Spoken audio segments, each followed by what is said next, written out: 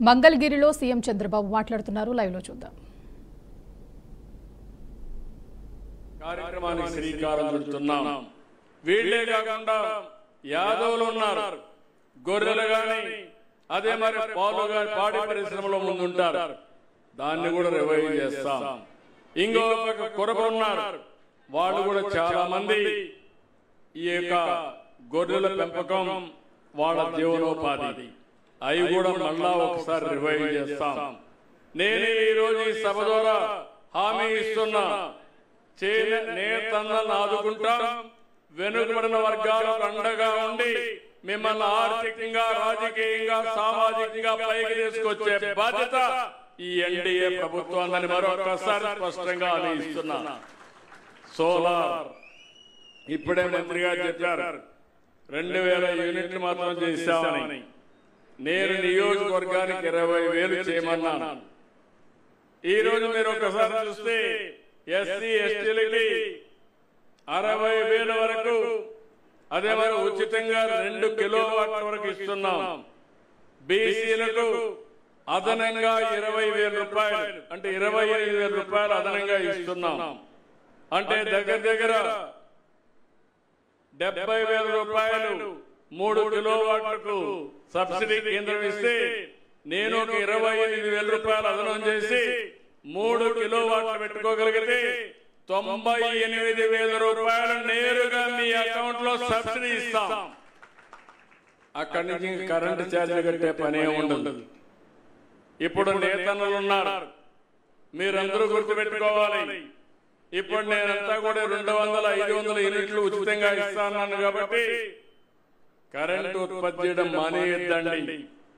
అవసరమైతే మీరు పెట్టుకుంటే మీకు హామీ ఇస్తున్నా, ఈ 200 యూనిట్లు ఉచితంగా ఇస్తా. అదే సమయంలో మీరు ఉత్పత్తి చేసే కరెంటుకి అదనంగా డబ్బులు ఇచ్చే మార్గం కూడా నేను చూపిస్తాను. మీకు ఆ డబ్బులు కూడా ఇస్తాను. ఇక్కడ 10,000 రూపాయలు డబ్బులు సంపాదిస్తే అక్కడ 4-5,000 రూపాయలు డబ్బులు సంపాదించుకునే అవకాశం వస్తుంది. అది కూడా మీరు ముందుకెళ్ళండి. మీరు చేసుకోగలిగితే ఇది మంచి అవకాశం అని చెప్పి కూడా నేను మీకు తెలియజేస్తున్నా.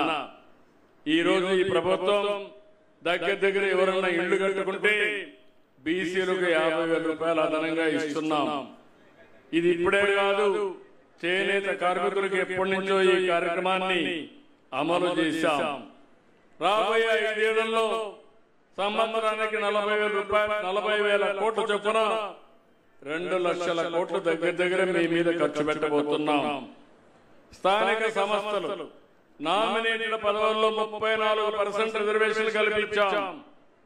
నా ఆలోచన ఒకటి, చట్టసభల్లో 33% రిజర్వేషన్లు వెనుకబడిన వర్గాలకు రావాలి. ఇది వచ్చే వరకు మీ తరపున పోరాడతామని మరొకసారి మీ అందరికీ హామీ ఇస్తున్నా. తెలుగుదేశం పార్టీ రాష్ట్ర అధ్యక్షుడు బీసీనే, స్పీకర్ కూడా బీసీనే. ఎంతో మంది కీలకమైన కేబినెట్ శాఖలు కూడా వాళ్ళకే ఇచ్చాం. ఇక్కడ నుండి సబితమ్మ కూడా ఒక వెనుకబడిన వర్గాలకు సంబంధించిన మహిళని. ఇవన్నీ కూడా మీరు ఒకసారి చూస్తే ఇలాంటి కార్యక్రమాలన్నీ చేసి మనం ముందుకు పోతా ఉంటే 5 సంవత్సరాలు ఒక భయంకరమైన వాతావరణం.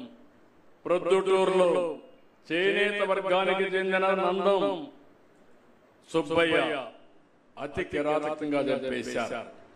ఆ కుటుంబాన్ని ఆదుకున్నది తెలుగుదేశం పార్టీ. పల్నాడులో చంద్రయ్య, ఒక చంద్రయ్య కాదు, 10ల సంఖ్యలో వెనుకబడిన వర్గాలు చంపేశారు. ఆ చంద్రయ్య విషయం చూస్తే ఆ రోజు పాలకులు వాళ్ళ పేరు చెప్పమంటే ఏ మాత్రం కూడా మెడ మీద కత్తి పెట్టి బెదిరించినా వాళ్ళు చెప్పిన మాట అనకుండా జై చంద్రబాబు, జై తెలుగుదేశం అని ప్రాణం వదిలాడు. అది చూసినప్పుడు మా బాధ్యత ఎంత పెరుగుతుందో మీరందరూ కూడా ఒక్కసారి ఆలోచించుకోవాల్సిన అవసరం ఉంది. బాధ్యత అదే మరి చేయాలనే కసి కూడా ఈ ప్రభుత్వానికి ఉందని చెప్పి కూడా నేను మీకు తెలియజేస్తున్నా. ఈరోజు మంగళగిరికి వస్తున్నా. మంగళగిరి మామూలుగా అయితే ఫస్ట్ టైం దీనికంటే మంచి సీట్లు ఉన్నాయి. మంచి సీట్లుంటే ఎలక్షన్లు వచ్చాయి. నేను ఆ రోజు సజెస్ట్ చేశాను, మంగళగిరిలో ఇంతవరకు మనం గెలవలేదు, ఒకేసారి గెలిచాం.